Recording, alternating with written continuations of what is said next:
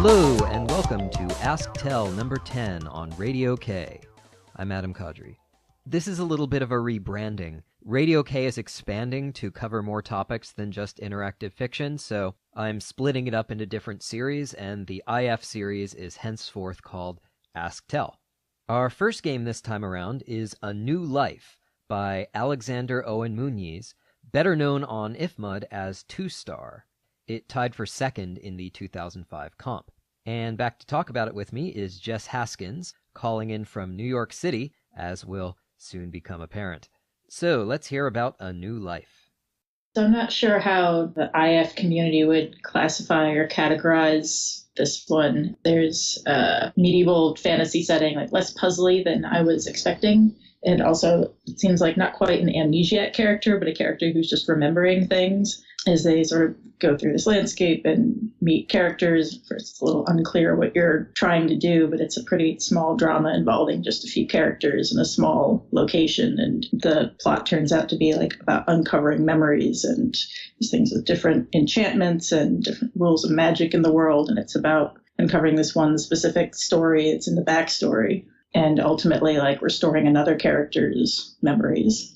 I don't know if there are multiple endings, but there's a walkthrough that gives one path. And I certainly wasn't able to find any other different ways you could go or different things to do. So I'm guessing this is the one true ending to the game. It's interesting that you mention amnesia, because I thought that this game was in large part an attempt to get away from the curse of the amnesiac character. IF has a long tradition of games in which you find yourself in a strange place and you don't know who you are or what you're doing and you have to figure out what's going on. So in A New Life, I was struck by how here we have a character who's explicitly not an amnesiac, who is from this world and knows a lot about it and has memories resurfacing at every turn. And you can type in the remember command to pull up those memories. Now, I thought that was an interesting idea in theory, but in practice, I wondered, why not just add the memory to the story text instead of reporting 2 memories available or whatever and making the player actually type remember? Why would you ever not want to read what those memories are? Yeah, I suppose. I mean, oddly enough, the first thing that comes to mind as an analogy to that is you just kill a monster and then you have to like input another command to loot and get your rewards for the thing you just did. Like, it could just automatically give you the loot. Why would you ever not pick it up? But you've done something, it's made a new thing available, and now you can select it. One thing that actually happened, I think, is sometimes those come up during dialogue. So you might not want to remember right away. You might want to just finish whatever you're doing and then go through the memories like at any time. I think it lets you paste the input yourself rather than you did a bunch of stuff. And then now here's maybe another whole screen of info dump that just automatically happens. I think that might have better simulated the Proustian triggering of memories that just sort of come unbidden as soon as they're triggered and overwhelm you. I guess that would have been a kind of different feel. Yeah, that's a good point. I guess in practice, the memories are kind of like footnotes, and I have to admit that when I read Jonathan Strange and Mr. Norrell a couple of months ago, I didn't actually read every single one of the footnotes. That's fair enough. And they're often like literally historical footnotes, like, oh, this king lived at this time and did that thing. This is a fact about the world that just happened to come to mind. So, on the subject of facts about the world, I thought that the world building was definitely the strength of this game, much more than anything you do in the course of the story. So what did you think about that? The player character is pretty incidental to the story. Like, they do exist and live in this world, but they're not a part of the backstory at all. In that sense, they are just a random wanderer. The autobiographical memories seem to be more just a vehicle for delivering world building info, sometimes more or less subtly than like an encyclopedia entry. Sometimes it is just an encyclopedia entry, but sometimes it is, for example, the player character's lived experience of this feature where people can flip genders after puberty, and just giving us the one character in the world their perspective on this feature. But I guess I would expect a game about triggering your memories and a game about losing and gaining memories for the player's biography to matter more, but it really was just a vehicle for delivering this world building. So one thing I was going to flag up before you brought it up explicitly was that you kept referring to the player character as they, because your character is currently of the neuter gender, as you discover right away. I mean, I guess it depends on when you examine yourself. That tends to be like the first or second move that I make. Something I always forget to do, actually. I don't think I even did in my first playthrough until I saw it in the walkthrough, maybe. For me, the first time that I got any reference to the player character's gender was when you look at the peddler, and it says something about how, she might affect you more if you were still male. One thing that I thought was interesting was making the humans be the one that have this weird gender thing. And then the goblins we would consider pretty normal. They're like, oh, they're born male and female, and they don't change, and they just have kids. And, of course, the most friendly character that gives us the most information and talks to us the most, gives us sort of that perspective. But yeah, I thought it was just interesting to make the humans be the oddball ones instead of just regular humans, and then have some other alien fantasy race of weird gender-changing people. Yeah, that reminded me a little bit of Battlestar Galactica. I didn't watch a lot of Battlestar Galactica, but I did like how they made the humans polytheists and the enemy robots monotheists to sort of confuse the issue of identification for what I assume is a mostly monotheistic audience. And we get other hints that the humans in this game are not exactly us. Like, you mentioned the peddler, and the game says that you're particularly attracted to her veiny face, because in this world, facial veins are a sign of femininity. But in any case, I had encountered the idea of a version of humanity with malleable gender before, in Ursula Le Guin's The Left Hand of Darkness, but applied to IF, it has a meta component too, in that IF has a long tradition of nameless, featureless player characters, supposedly to aid with identification. I'm not playing some guy named Guybrush Threepwood, I'm playing me! Except that, inevitably, these games would make some assumptions about you, like that you were fairly young, and that you were able-bodied, and often that you were male. Interestingly, even though you are in the neuter gender, when you look at someone like the peddler, you still get told how you would view her if you were a male. So I thought it was interesting that the male perspective is still inserted, even though but you are neuter. Yes, though, while you were most recently male, it does say that you first elected to be female because you idolized your older sister and then got switched against your will. There's a bit where you're talking about your ex, and it says, "You were both maidens when you fell madly in love. It usually transpires in such circumstances that an imbalance of humors causes one of the partners to transition to male. Knowing this didn't prepare you when it happened to you. Afterward, things were never the same.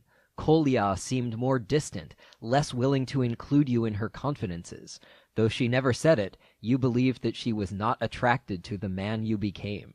Yeah, and obviously one of the most sort of striking things in the story is not just the fact of changing gender and both. It sounds like it sort of happens based on your life and where you're at once you hit puberty, but also that under certain circumstances you can just consciously decide to change. Oddly enough, that part seemed less striking than the idea of the marriage of dominion, which is a big plot point, that a marriage of equals is one where you spend equal time trading genders, but you always have to trade genders. They're still always heterosexual. And then a marriage of dominion is one where one partner permanently becomes female, and then the male partner is dominant. That almost seems like the more provocative idea. I don't know, even in a weird fantasy world, there has to be some element of regressive gender politics, and that's the one. So you mentioned that the different types of marriages were a plot point, and that brings me to the next topic I wanted to discuss. So I read the prefatory notes for this game, and they suggested that there were many possible stories unfolding within the same space.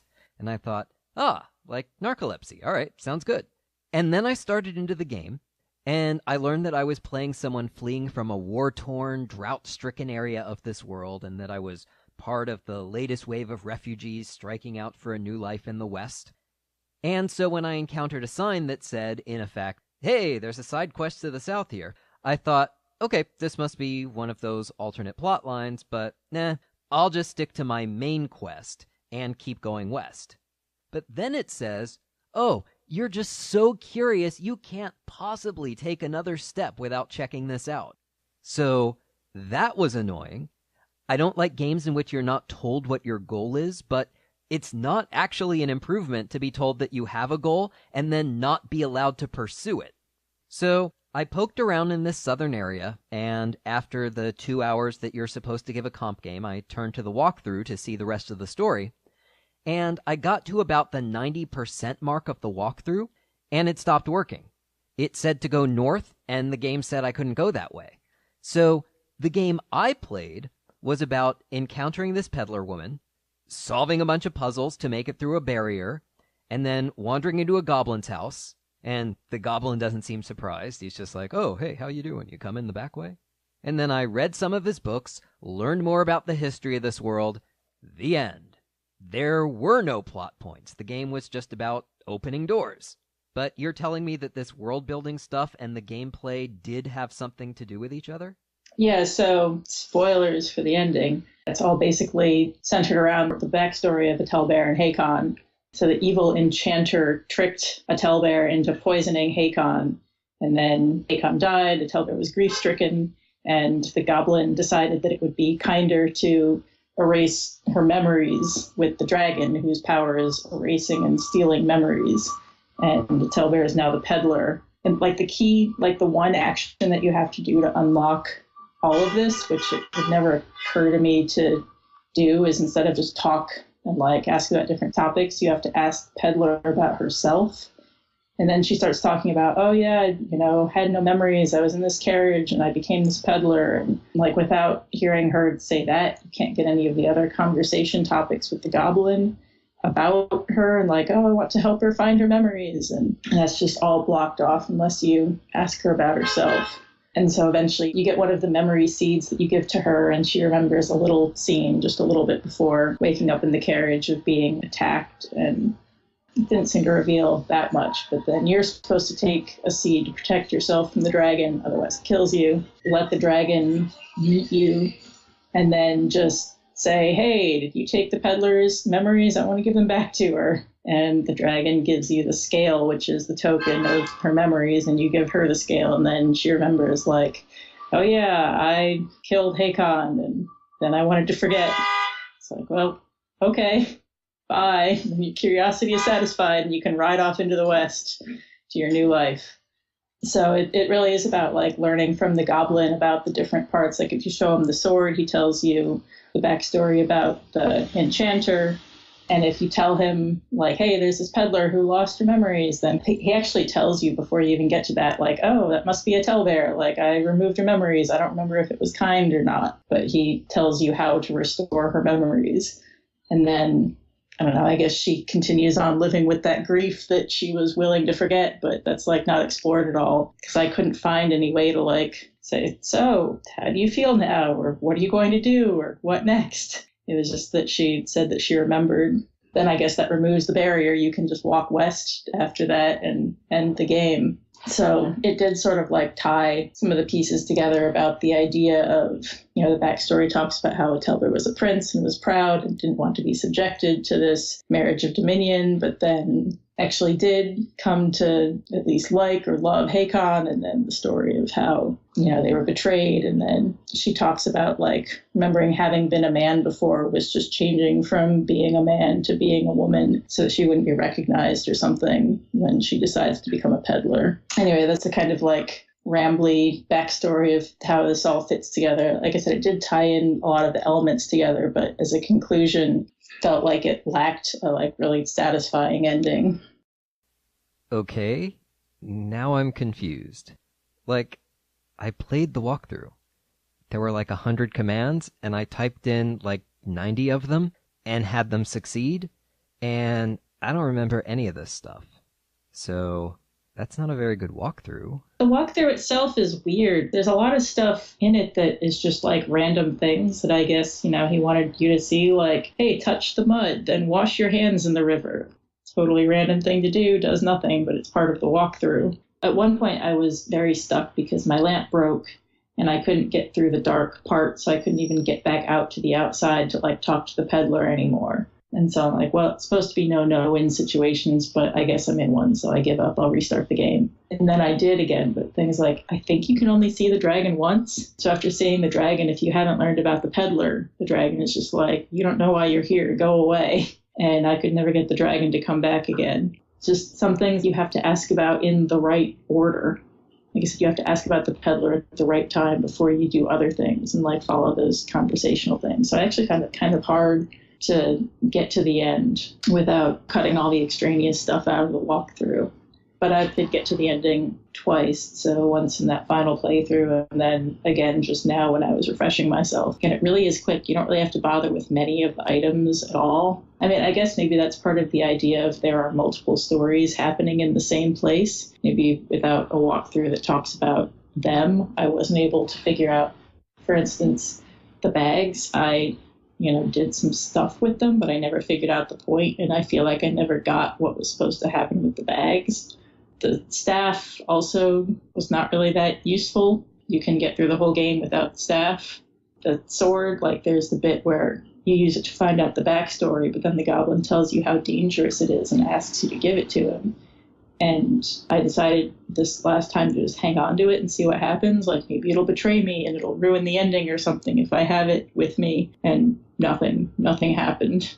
There was like the thing with the standing stones, which there was like a glass on top of it and something inside. And I felt like there was some puzzle there, something to dig out that I could never quite figure out. So maybe those are all the other stories happening in the same space, and it's actually much more expansive. Maybe it's something like the main plot where if you don't do one not quite obvious action, like ask Peddler about herself early to unlock the things, you'll never just stumble on it. But the silver whistle, I never got that to do anything. Just lots of little parts that none of them are essential to getting this one ending of giving the peddler back her memories. When I was playing this a day or two ago, I thought, all right, as a story and as a game, it leaves a lot to be desired, but it has a lot of cool world-building stuff, so I guess my impression overall is mildly positive.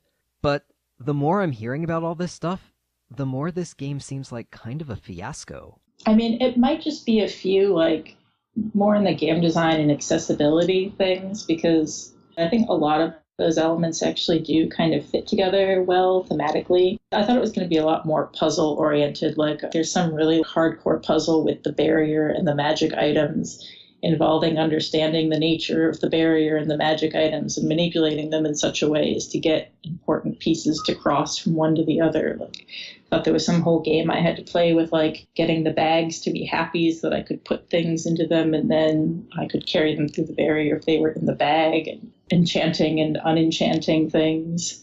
And that turned out to be not really that big of a thing.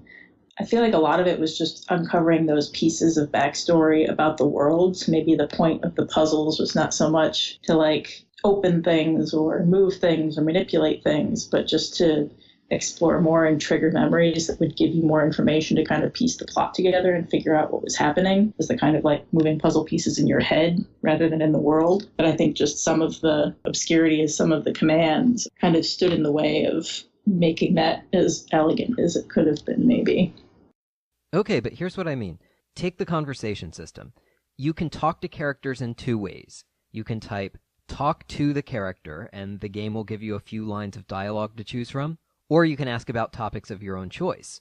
But I quickly gave up on Ask Tell because when I met the Goblin Scholar, I asked him about 8 different things in the game that seemed important, like the seeds, and the game kept replying, you can't think of anything to say.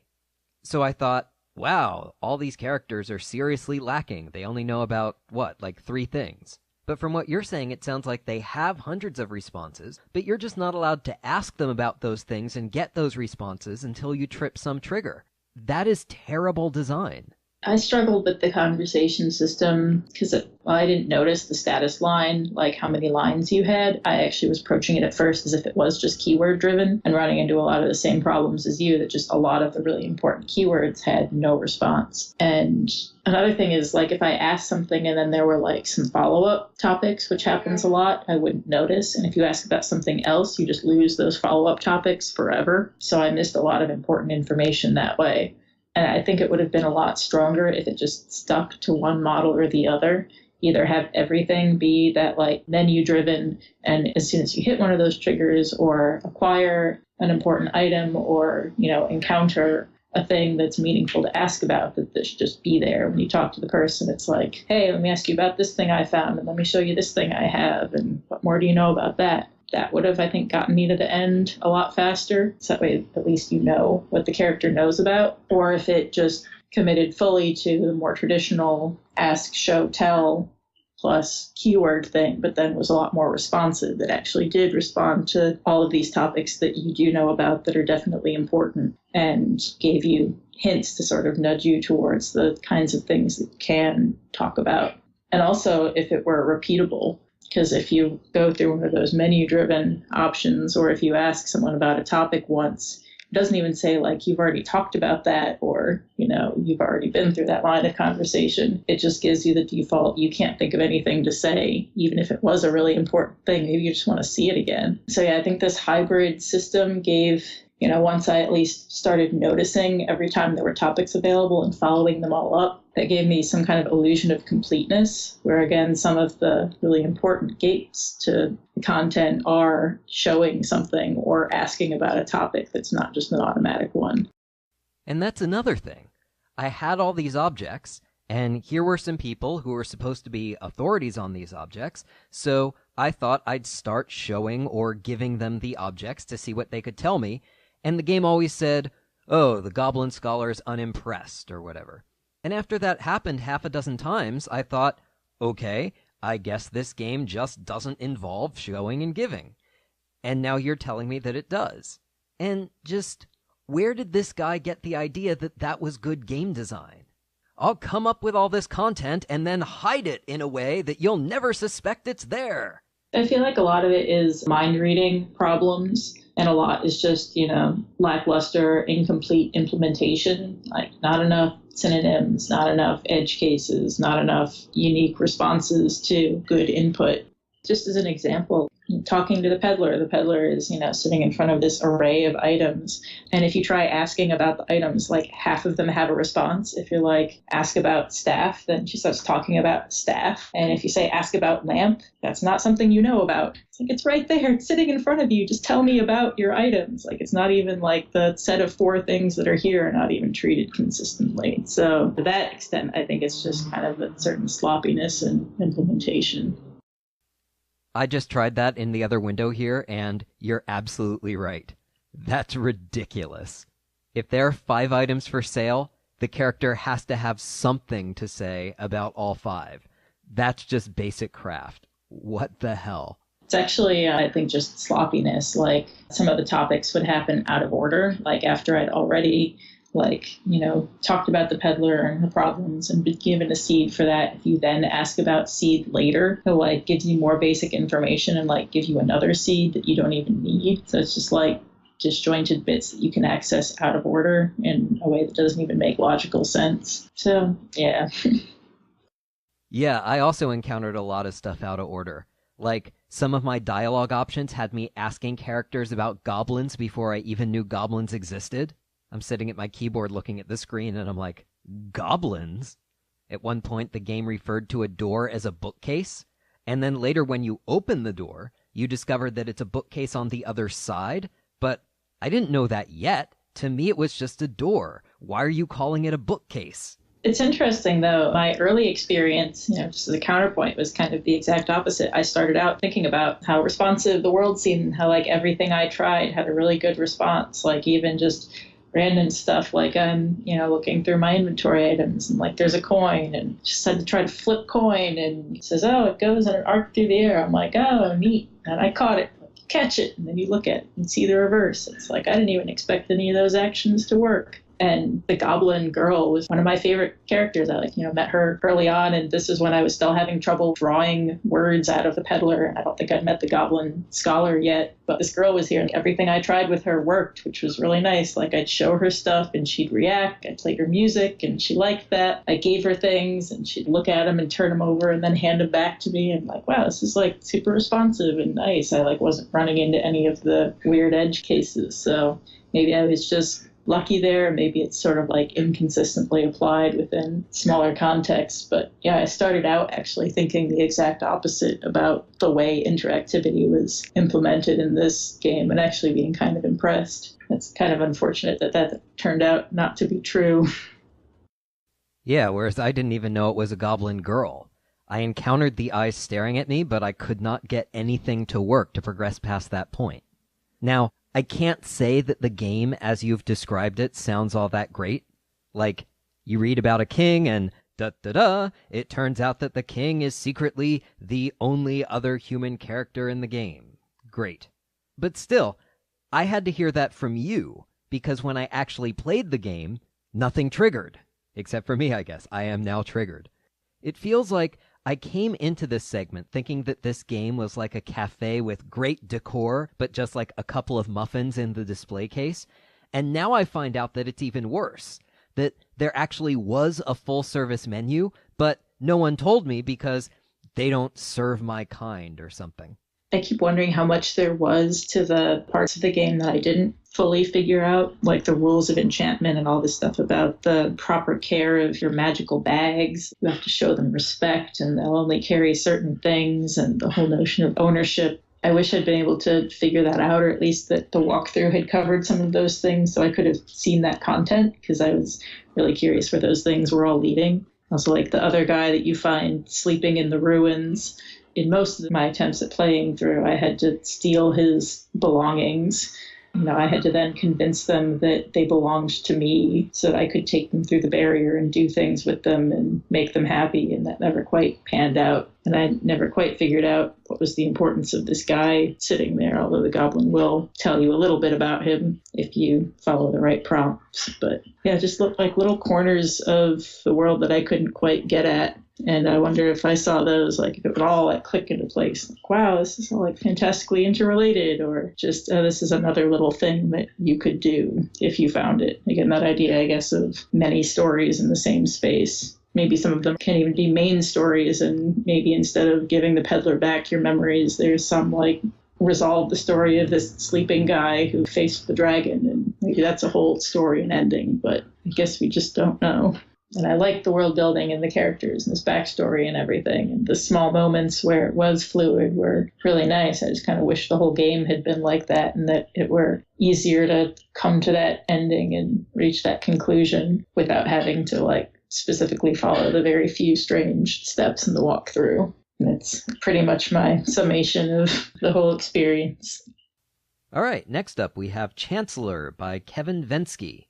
It qualified for Ask Tell by getting nominated for Best Game in the 2005 Zizzy Awards, but it only came in 9th in the comp, which suggests that we're probably looking at a game with a handful of partisans. So here to discuss whether those partisans were onto something is Laura Hubbard. So Chancellor starts off looking like one of those pseudo-medieval fantasy games. You're 20 years old, and according to the ways of your people, the time has come for you to undergo some sort of trials that you are apparently unlikely to survive. But if you do, then it seems that you will be deemed an adult woman and be able to take your place in society or something. One of the trials is that you have to outwit a sentient mountain who tries to eat you. But then you wake up in a dorm room in the present day, and it turns out that you're a college student. You're the RA of your floor, though this game calls you the Chancellor of the floor. Because even though the game is set in the United States, the author has a .fr email address, and there are some weird linguistic quirks like that. Anyway, so you wander around doing stuff. Nearly dying of hunger for no reason. And it starts to look like this might now be a mystery, since there are a couple of rooms you can get into, and you get hints of something suspicious going on. Did you spend any time going up and down the dorm hall, knocking on people's doors and learning about who lived there? I did, yeah. That is the sort of thing I am into. What did you think about the people and how they were characterized?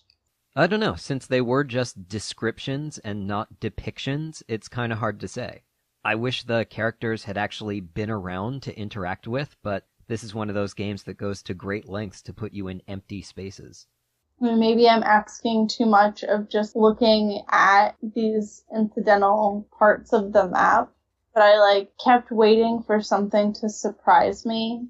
For something to be anything but stereotypical, anything that was like, oh, interesting, instead of like, yeah, that's a room with people in it. So like, for example, there was one room that they were both really into anime, and it was just every stereotype that you could think of.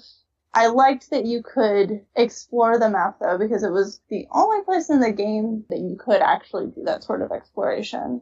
Right. But before you can explore too much, you eventually flip back to the fantasy world, and then back to the dorm, and that's as far as I got.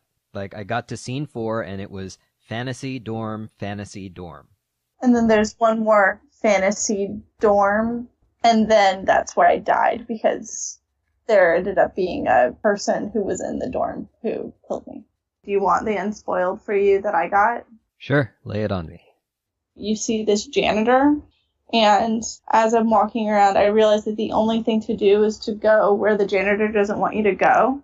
So once you are insistent and type in the command several times, you go past him, and then he starts hitting you with a mop, and then stabbing you and chasing you around the building, stabbing you until you die. You know how people have canes that pull apart and there's a knife or a sword? Yes, I have seen those things. He has that, but a mop. Well, alright. I see you've played Knifey Moppy before.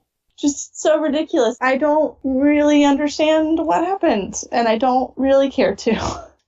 So between the carnivorous mountains and stabby janitors, I guess you could call this fantasy horror?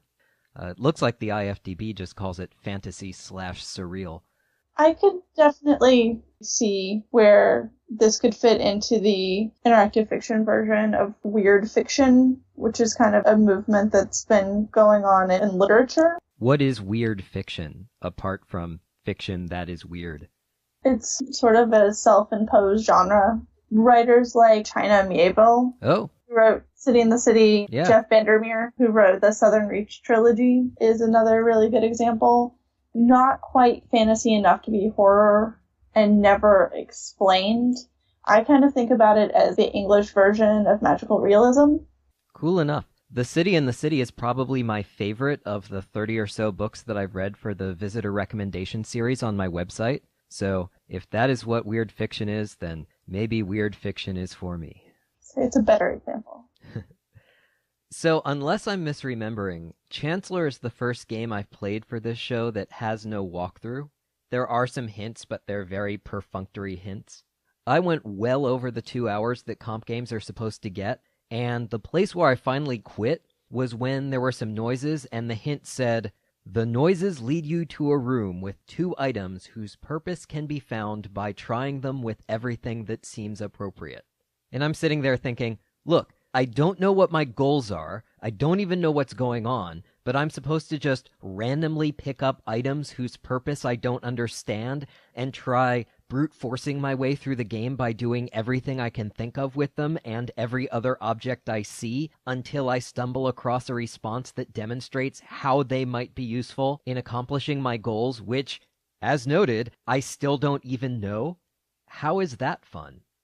Oh, Adam, when you do figure it out, you go to the washing room and the washer is going and you look in the washer and eventually you find a coin and a mechanic's key. And there's this like really weird part where you're musing on the fact that mechanics get paid more than janitors. And you put the coin in the washer and it starts up again. I don't really understand why you do that.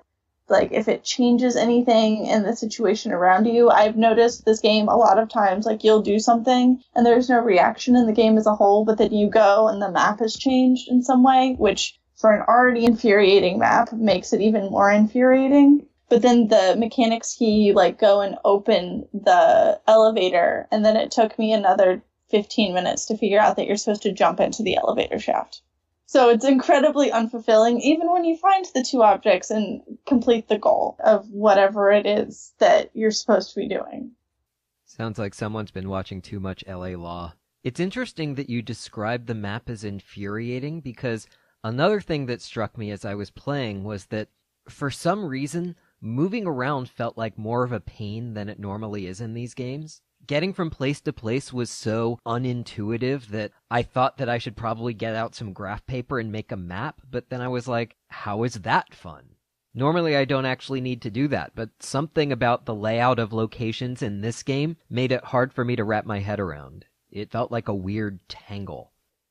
And the fact that it's not consistent, and some of the point is sometimes that it's not consistent, makes it even more frustrating. So when you're in the woods and you're looking for the lake, I noticed that I could go 15, go whatever directions in one way, and then get back to where the girl was in 5, which on the one hand was kind of nice, but it wasn't consistent.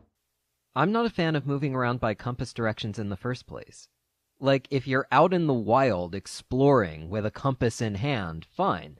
But if you're in your house, you should just be able to type, go to kitchen, and be in the kitchen. And I recognize that my criticisms here are pretty generic. Like, the vast majority of IF games from 1973 to 2005 used compass directions to move around. And I assume that continued after 2005. I guess we'll see. But in this case, if I understand you right, even if I had drawn a map, it wouldn't have helped? Yeah, and in a couple scenes, part of the point was that the map changed. But at the same time, by that point, I'd just kind of given up on trying to keep track of anything. Okay, so it sounds like the author might have a case in saying that it's unfair to complain that the game has a confusing map when the map being confusing is one of the gimmicks of the game. I get the whole Zarfian, yes, it's deliberate thing, but that doesn't make it fun. And then you have the puzzles.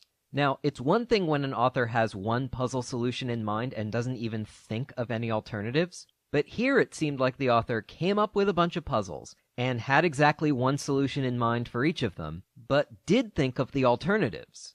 So a lot of the game is an exercise in making excuses for why those alternate solutions don't work. Like, there's a bit where you're trying to get an object suspended from a rope over your head. When I tried burning the rope with my torch, the game recognized that I could do that, but it wouldn't let me. And then I tried throwing my shoe, and it was the same deal. And just, if you recognize that something is an alternate solution, why write some excuse for why it doesn't work? Why not just let it work? Another example of that in that same scene is that what I tried to do was you're allowed to climb the trees. So I tried to climb the tree and untie the rope. And it did not recognize that you could get up to the rope. It's like, you climb the tree. And then it's like, untie rope. It's like, there doesn't seem to be a rope here, which was a little strange. See, that at least sounds like bad implementation, like the author didn't think of it. Sloppiness is bad, but in some ways the obstinacy I'm talking about is kind of worse. I also really wanted the armor. At that point, I realized it didn't do anything for the story, but I just wanted it a lot. And so I spent a lot of time trying to figure that out. So for you to understand like exactly how much I played with this game, I went through 768 moves before I died. Holy guacamole. Yeah. But I was just really frustrated. I was like, I just really want this thing. I know it's not important to the plot, but can I please just have this unimportant thing?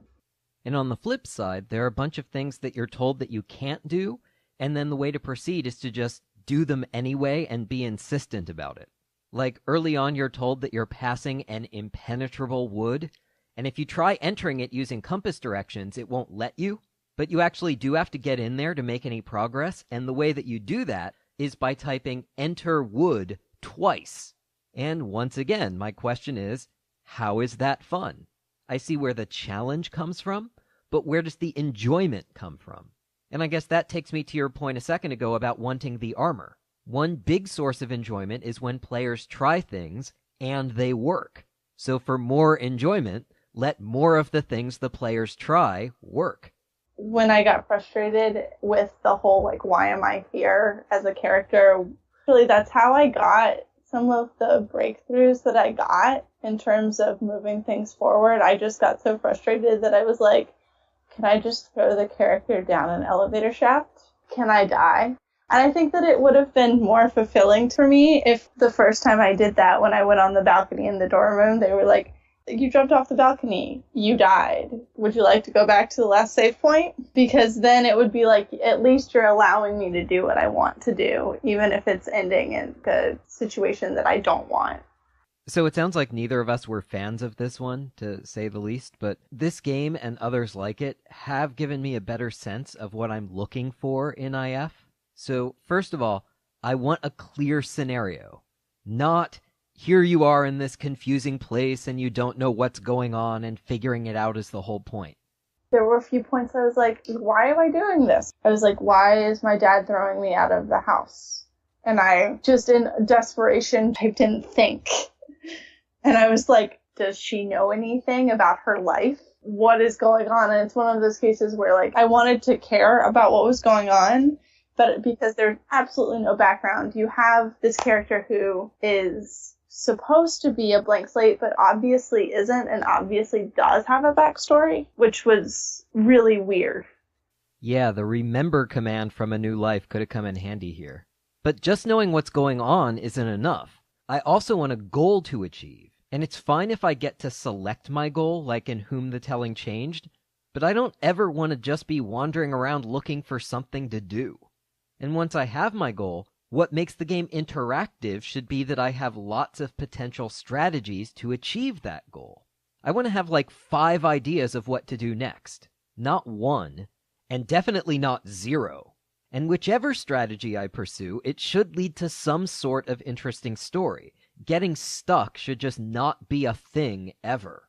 Now, there are people who'll say, if you don't want a challenge, why not just read a book? But to me, it seems like reading a book is like getting into a tour bus and being taken down a path, and maybe you see some awesome things. I mean, I like reading books, but where IF can trump books, though I guess that verb's been poisoned by recent events. Maybe slightly. But where interactive fiction can take storytelling to another level is that you can drive the bus and pursue the storylines that interest you. Unfortunately, most IF is like, this bus is broken, fix the bus. Yeah, I think a lot of it comes down to what your belief is about the core of IF. So, and you kind of hit the nail on the head, like, some people think like, oh, it needs to be this puzzle that you're figuring out, and others, and I think I fall into this camp too, where it's like, it's this really exciting exploration, which sounds like that's the side you're on too. And sometimes when I get the pushback of, oh, like, if you didn't want a challenge, why are you doing IF? I just kind of think there's a certain amount of ego there. That's not what this is about. This is about experiencing a story. It's not about proving how smart you are to a computer. You know, that reminds me. When I wrote Photopia, lo these many years ago, I didn't really know what I was doing. Like, I had this idea for an interactive story, but I didn't know to what extent that story was breaking with the traditions of IF. So it was interesting to read the reviews and see other people point out the ways that it did. And one of those reviews said that this was a game that wasn't interested in, quote, some battle of wits between author and player. And I'm not interested in that. I'm interested in, like the title page of Photopia says, telling a story together. But up to 2005 at least, it seems like most authors are still into the battle of wits. Our final game for this installment is Finding Martin by Gayla Wenstrom. It was also nominated for Best Game in the '05 Zizzies, and back to talk about it with me is Janice Eisen. So there's an obscure game from 1997 that made an impression on me as an example of bad integration between puzzles and plot. It's called A Good Breakfast. In A Good Breakfast, you need a spoon.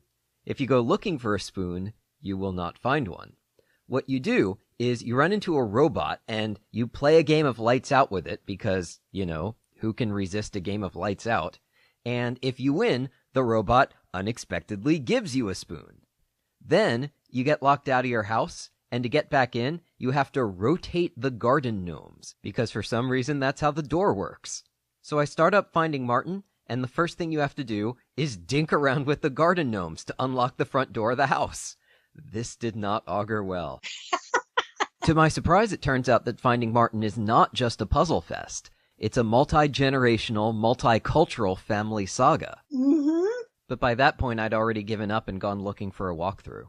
I love me an old-fashioned puzzle fest, but I'd say it has a serious pacing problem. During the first third of the game, I literally got bored and had to make myself keep going more than once because the narrative doesn't really get going until you've gotten a third of the way through. The stakes were not high enough. You get this phone call telling you to look for an old friend who's disappeared. And, you don't even know anything really about Martin to start out with. And if you're going to keep going through all this stuff, and given the later plot, it should have been easy to give it more stakes. Maybe once upon a time he had a crush on Rachel. Maybe he and Martin were once very close and the PC feels guilty about not keeping up with him. Or even a couple of memories that he has about Martin. If you're going to get people to play such a long game, they have to care. I was invested by 2/3 of the way through, but that's much too late. And I've seen people in a couple different places online wondering why this game has fallen into obscurity. And I suspect that the main reason, I suspect most people didn't keep playing long enough to get to the interesting part. Well, it seems like that setup was a deliberate decision. The author actually makes a big deal of having the player character wonder, why am I the one finding Martin? Why would Rachel contact me about this when she's never even met me? And then as the plot unfolds, you find out that because there's a time travel element, the things you do in the past end up setting the whole thing in motion. But of course, just because something is deliberate doesn't necessarily make it a good idea. You still have to give it some stakes sooner. By the time Rachel became important again, you got the phone call from her and you saw her in the photo, and then it's not for a long time that she comes up again. I had literally forgotten who Rachel was. Right, we really do need to talk about how long this thing is. See, when I did go looking for a walkthrough, what I found instead was a transcript of a winning playthrough, and this transcript is about 125,000 words long. And note, that's not all the text in the game. That's only what you see if you do everything perfectly. Trinity was one of Infocom's largest games. They needed the new Interactive Fiction Plus format to fit it all in. And a winning transcript of Trinity is under 17,000 words. So finding Martin is like 7 Trinities in a row and then some. Now throw in the fact that this is a really hard game. Like if this were a book, it might take you a week to figure out how to get from page 7 to page 8. And you still have hundreds upon hundreds of pages to go. And then you have to go back and read pages 7 and 8 over and over again because there's still the constant retracing the same route over and over again, which in a shorter game might not be a problem. But at this length, I just got so tired of walking from the dance studio to the lab and back or whatever. The number of videos you can run is just ridiculous. And I can't imagine too many people are going to go through all of them. An example is without the walkthrough, I would never have solved the dance studio puzzle, even though I'm a big Fred Astaire fan. I'm familiar with the dance scene where he dances with a hat rack. And by the time the clip showed up, I didn't remember there'd even been a coat rack in the lab. Whereas I don't really know anything about Fred Astaire, which raises an issue that I've been mumbling about for 20 years now. I'm sure you're familiar with the oddly angled room puzzle from Zork 2. Oh, the baseball puzzle. Right, it required that players be familiar with the rules of baseball, and European players were annoyed, to say the least. But there have been any number of games over the years that revolved around fixing a spaceship or a toaster or whatever. And to me, you might as well ask me the starting rotation of the 1983 Padres or something. And people say, no, one is cultural knowledge, but the other is accessible to all. But it's not. If you're not mechanically inclined, it's not accessible. Whether you're doing a math-based logic puzzle, or one based on identifying different models of Korean ball-jointed dolls, you're writing for a subset of the population. So I was interested to see this author embrace that and go ahead and put in cultural knowledge puzzles. One that springs to mind is the one in which you have to get a passcode by associating numbers with names. So Bashful stands for 7 because there are 7 dwarfs in the fairy tale, and Blitzen stands for 8 because there are 8 reindeer in the Christmas poem, and you just have to know those things. One of them actually doesn't work anymore. Since this game is from 2005, it says that there are 9 planets, because Pluto wasn't demoted until 06. when you talk about cultural knowledge, it's not like there's some absolute standard of what's playable and what isn't, which is why I think playtesting is so important, and preferably with a somewhat diverse group of testers so you can figure out which of your puzzles doesn't make sense to anybody but you, or is too obscure for most people to figure out. There were a lot of jokes and references, and fortunately, I share most of the author's nerdy cultural reference, so I think I got most of them. But she had a number of puzzles where you had to sing songs, and most of them I knew, but there was one crucial puzzle that involved singing a song I'd never even heard of, and she tried to clue it by describing the car the cat was under, but I didn't get it because I had never heard of the song. Yeah, the Little Nash Rambler. Yes, the Little Nash Rambler, that's it. I didn't even know that was a song. Nor did I. I looked it up later, and it turns out that it's a novelty song from 1958. You know, speaking of appealing to a subset of the population. It really sometimes feels like it was written for the author and her friends. Yeah, almost everybody's guilty of this to one degree or another, but the feeling I got from this game was of an author saying, I'm going to include everything in the world that I like. I just want to give a shout out to all of it. Douglas Adams would be at the top of the list. You know, I actually went looking up, when did he die? Was this written right after he died? Is that why the constant, oh, Douglas Adams is wonderful thing? But no. You've also got Alice in Wonderland and all of those scientists and the old movies and the old jokes like the surrealist changing a light bulb. And from the notes, it seems like there were also a lot of family in-jokes and stuff like that. So it did feel like a lot of the time the author was just having her own fun and wasn't really super concerned about whether the audience was included. And some authors admit that proudly, you know? They say, I don't write to entertain you, I write to express myself. I don't know whether this author falls into that camp, but personally, I've always found that it's hard to stay motivated without feedback. So after putting all that time and effort into this game and not really getting much of a response from the community, it might explain why this author disappeared from the IF scene. I am sorry that, as far as I can tell, the author never wrote any more games, because she's certainly very interesting, and the detail in the game is astonishing, and with a few minor exceptions, it's really well implemented, especially the time travel, which seems like it would be very difficult. Yeah, in a previous segment, we covered a game called All Things Devours, which is an intricate time travel piece. But while in All Things Devours there wasn't anything else, in Finding Martin, the time travel is even more intricate, and there's even more of it, but it's only like 2% of the game. Overall, I would say I enjoyed the game, but it has a lot of flaws, and especially for such a long game, some of them I think were mortal to it getting some sort of permanent place in the IF pantheon, or even as a game that people remembered and thought well of. If she had stuck around and written more games, she might have gotten to a better balance on that point. Well, I guess that's what happens when you pack all your ideas into one giant game. What's left for game number 2?